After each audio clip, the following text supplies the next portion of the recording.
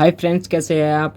YGT classes में आपका स्वागत है। आज हम आपको लिखने वाले हैं 12th फिजिक्स का हाइग्रेंस के सिद्धांत के आधार पर अपवर्तन की व्याख्या किस प्रकार कर सकते हैं इजी तरीके से। और ये most important question for board का मोस्ट इंपॉर्टेंट क्वेश्चन है। ये नंबर आप ये गेन कर सकते हैं 5 नंबर। आप अगर इसको पक्का करके चले जाएंगे तो आप 5 नंबर गेन कर लेंगे आप 12th बोर्ड में। और वहाँ पर 5 नंबर गेन करने का मतलब है आप अच्छे स्कोर पा सकते हैं फिजिक्स में, 12th फिजिक्स में। तो ये 100% पूछा जाएगा क्वेश्चन। ये मैं दावे से कह सकता हूँ क्योंकि ये पिछली बार नहीं पूछा गया है। एक बार आता है, एक बार नहीं आता, पर ये मैं अब के 100% श्योर हूँ कि ये पेपर में आएगा। अगर आप ऐसे करके चले जाएंगे जिस तरह मैं बताऊंगा तो आपको फुल मार्क्स मिलेंगे, कोई भी आपका एक नंबर भी नहीं काटेगा। मैंने ये चित्र पहले का बना रखा है, चलो आपको समझाता हूँ। ये मैंने एम और एम डैश का कोई एक अपवर्तन पृष्ठ लिया है, जिनके माध्यम, इसका माध्यम, ये माध्यम और ये माध्यम दोनों अलग अलग है। ठीक है फ्रेंड्स, ये मैंने यहाँ पर जो एक बिंदु ए माना हुआ है, ये ए माना हुआ है, यहाँ पर ये बिंदु बी माना हुआ है, ये ए डैश और ये बी डैश। ये हमने ये इस पॉइंट को V2 T माना है और इसे V1 T माना है। ओके फ्रेंड्स, सिंपल कहना है बस। ये आपको एक इसे ए और बी को प्रतिच्छेदित बिंदु लगानी है एन एन डैश, क्योंकि ये दोनों बराबर है ना फ्रेंड्स, इसलिए आपको एन और एन डैश के दो एक प्रतिच्छेदित बिंदु बनानी है। ऐसे ही दूसरे में मैंने इधर भी बनाया हुआ है। और फ्रेंड्स चलो मैं इसकी अब थ्योरी लिख देता हूँ, ज़्यादा लंबी वीडियो नहीं, ईजी। अगर आप ऐसे करके आएंगे ना फुल मार्क्स मिलेगी। मैं आपको दावे के साथ कह सकता हूँ कि ये क्वेश्चन 100% पूछा जाएगा आपको बोर्ड में। ओके फ्रेंड्स, चलो मैं इसकी थ्योरी लिखता हूँ। माना एम और एम डैश का एक परावर्तन पृष्ठ है, माना एम डैश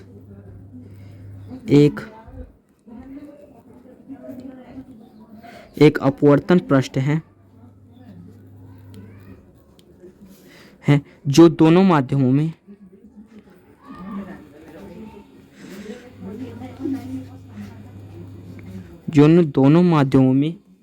मैं यहाँ दिखा देता हूँ। ये माध्यम लिखा है मैंने, जो दोनों माध्यमों में।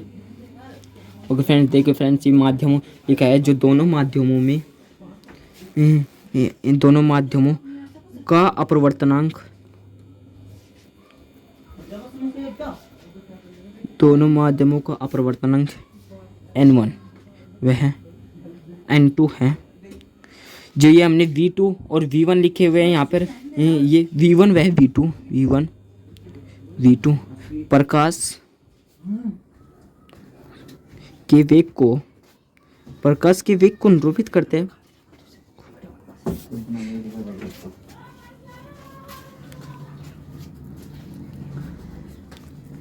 प्रकाश के वेग को निरूपित करते हैं फ्रेंड्स।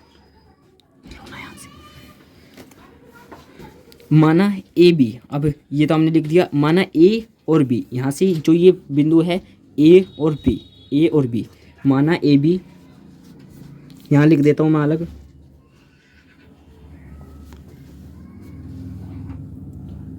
एक समतल तरंगार्घ है,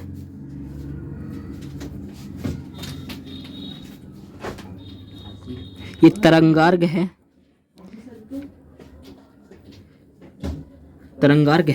अब क्या करते हैं, माना क्या लिखना है हमें, किसी साइन बी को, माना किसी साइन, ये बी और ए डैश, बी को ए डैश तक पहुंचने में लगा समय, चली गई दूरी लिख सकते हैं हम। ठीक है फ्रेंड्स, लिखते हैं हम।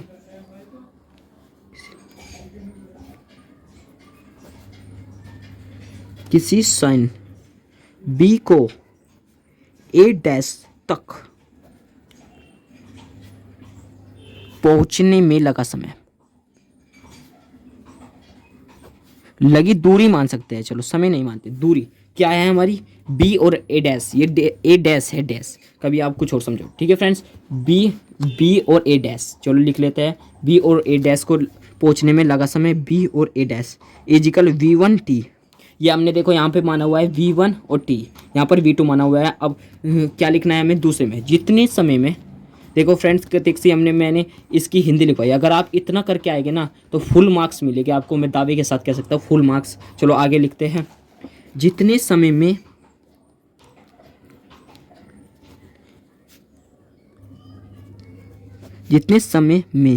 बी को ए डैश तक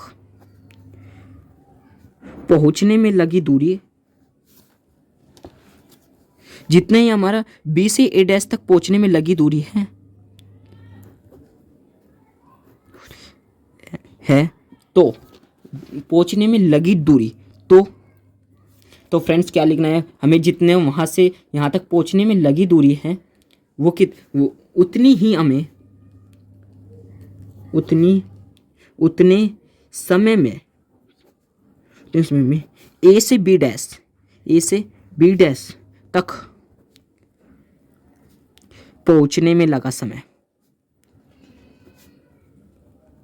कितना समय लगा हमें, अब लगी दूरी, पहुंचने में कितनी दूरी लगी, दूरी आएगा यहाँ, समय नहीं आएगा।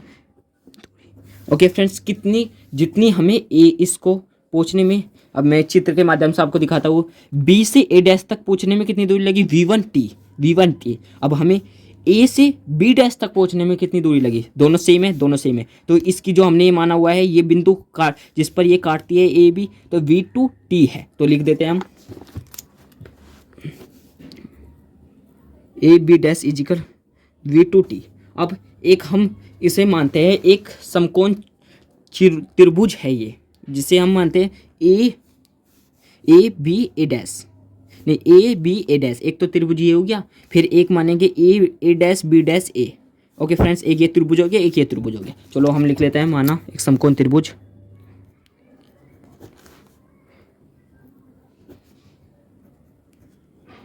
माना एक समकोण त्रिभुज delta A B A dash माना हमने, तथा दूसरा त्रिभुज क्या माना, A dash B dash A माना। ठीक है फ्रेंड्स, ए से अब करते हैं हम स्नेल के नियम से करेंगे। यहाँ से आगे स्नेल का नियम लगाएगी, स्नेल का नियम। ठीक है फ्रेंड्स, मैं डायरेक्ट कर रहा हूँ साइन आई बटे साइन आर, सभी ने पढ़ा होगा स्नेल का नियम ये होता है फ्रेंड्स। ठीक है फ्रेंड्स, अब करते हैं हम साइन आर का निकालते हैं। यही लिख देता हूँ मैं, साइन आई इजिकल हमारा जो हम चतुर्भुज के माध्यम से इसका देखेंगे बी और ए डैश, एक तो ये दूरी हुई हमने क्योंकि ये त्रिभुज माना है साइन आई, तो बी से ए डैश तक दूसरी कौन सी दूरी हुई, एक ये हुई। अगर तुम इसे मिलाओगे जब तो एक समकोण त्रिभुज बनेगा। तो करते हैं बी ए डैश फ्रेंड्स और ए डैश। ओके, अब क्या करना है हमें, हमने बी ए डैश क्या माना है, यहाँ देखिए क्या माना है हमने, बी ए डैश V1T माना है। तो साइन आई इजिकल V1T बटे ए डैश। समीकरण एक मान लेंगे हम, इसे समीकरण 1 बनाई है हमने। अब साइन आर का निकालते हैं, sine R is equal A B dash बटे ए डैश। ओके फ्रेंड्स, यहाँ पे देखिए हमने क्या माना है, ए डैश और बी डैश, एक तो ये दूरी मानी और एक ये मानी, तो इसलिए फ्रेंड्स हमने ए डैश माना, ए बी डैश माना। अब क्या करते हैं, ए बी डैश ए बटे, हमने ए और बी डैश क्या ज्ञात किया, हमने ये ज्ञात किया। देखिए फ्रेंड्स, ए बी डैश हमने ये ज्ञात किया V2T, अब कोई वीडियो में दिख रहा होगा V2T। अब रख देते हैं V2T बटे ए डैश, ये समीकरण 2। ओके फ्रेंड्स, अब क्या करना है हमें, समीकरण 1 वह 2 से, समीकरण 1 वह 2 से, समीकरण 1 वह 2 से साइन आई बटे साइन आर, स्नेल के नियम से अब रख देते हैं मान। साइन आई का मान कितना है हमारा, ये रहा, दिख रहा होगा आपको, नहीं ये है समीकरण 1 का मान, V1T साइन आई का मान, चलो रख देते हैं V1T बटे ए डैश। अब साइन आर का मान ये रहा हमारा, V2T बटे ए डैश।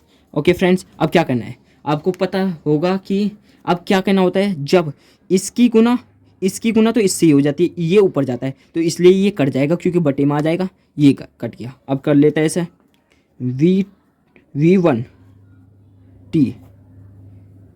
V1T बटे V2T। ओके फ्रेंड्स, ये T से T कट जाएगा।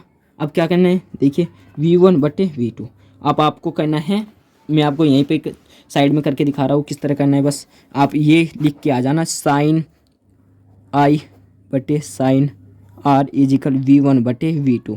ये आपका सिद्ध हो गया, यही है हाईग्रेस के अपवर्तन का सिद्धांत। देखिए इतनी ईजी तरीके से मैंने आपको अगर इतने ईजी तरीके से आपको निकलवा दिया कि कोई भी नहीं कर पाएगा। अगर आप ये करके आएंगे ना तो फुल मार्क्स मिलेंगे फ्रेंड्स। देखिए आप स्क्रीनशॉट भी खींच सकते हैं, कितनी ईजी से कितनी थ्योरी, क्योंकि बहुत से बच्चों की थ्योरी याद नहीं होती है, इसलिए मैंने उन सभी को ध्यान में रखते हुए सबके लिए ये वीडियो बनाया है, हिंदी मीडियम हो या इंग्लिश मीडियम हो। ओके फ्रेंड्स, अगर वीडियो आपको अच्छी लगी हो तो लाइक और सब्सक्राइब कीजिए हमारे चैनल को और वीडियो को शेयर कीजिए ज़्यादा से ज़्यादा।